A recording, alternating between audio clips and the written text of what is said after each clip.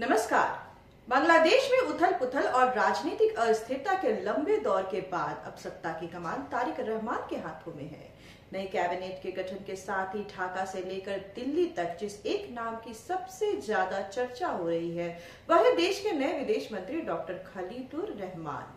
जी हाँ, बता दें, प्रधानमंत्री तारिक रहमान ने एक ऐसे चेहरे का दांव खेला है जो न केवल कूटनीति का माहिर खिलाड़ी है बल्कि जिसका भारत के साथ एक गहरा और पुराना नाता भी रहा है।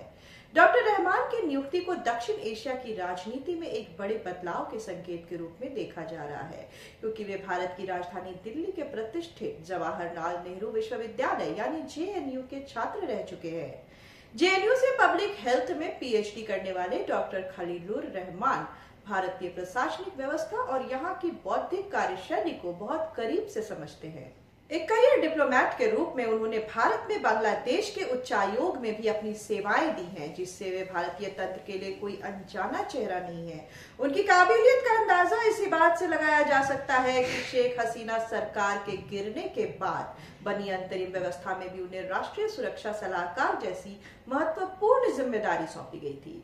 इस दौरान उन्होंने भारतीय एनएसए अजीत डोभाल से मुलाकात कर सुरक्षा और इंटेलिजेंस के मोर्चे पर सहयोग की नींव रखी थी, जो उनके प्रो भारत नजरिए को स्पष्ट करता है। डॉक्टर रहमान की कूटनीतिक निष्ठा का सबसे बड़ा प्रमाण तब मिला था जब भारत और कनाडा के बीच निज्जर मामले को लेकर तनाव चरम पर था। उस समय कनाडा में बांग्लादेश के उच्चायुक्त रहे डॉक्टर खलीलुर रहमान ने कनाडियाई पुलिस की खुलकर आलोचना की थी। उन्होंने दो टूक शब्दों में कहा था कि कनाडा अपराधियों और भगोड़ों के लिए एक सुरक्षित पनाहगार बनता जा रहा है, जो सीधे तौर पर भारत के रुख को पुरजोर समर्थन था। उन्होंने दो टूक शब्दों में कहा था कि कनाडा अपराधियों और भगोड़ों के लिए एक सुरक्षित पनाहगार बनता जा रहा है, जो सीधे तौर पर भारत के रुख का पुरजोर समर्थन था। बताते चले, 1985 बैच के इस विदेश सेवा अधिकारी के पास न केवल डॉक्टरी एमबीबीएस की डिग्री है बल्कि संयुक्त राष्ट्र और विश्व स्वास्थ्य संगठन जैसे बौद्धिक मंचों पर काम करने का विशाल अनुभव भी है।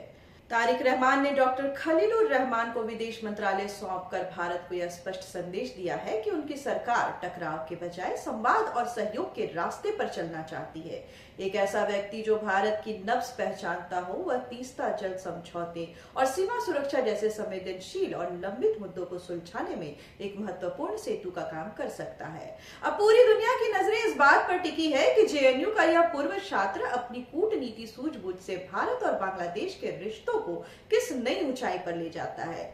खबरों का कारवां यूं ही चलता रहेगा। आप बने रहें लाइव लगातार के साथ। नमस्कार। लाइव लगातार के वीडियो को लाइक करें, सब्सक्राइब करें और बेल आइकॉन को दबाना न भूलें।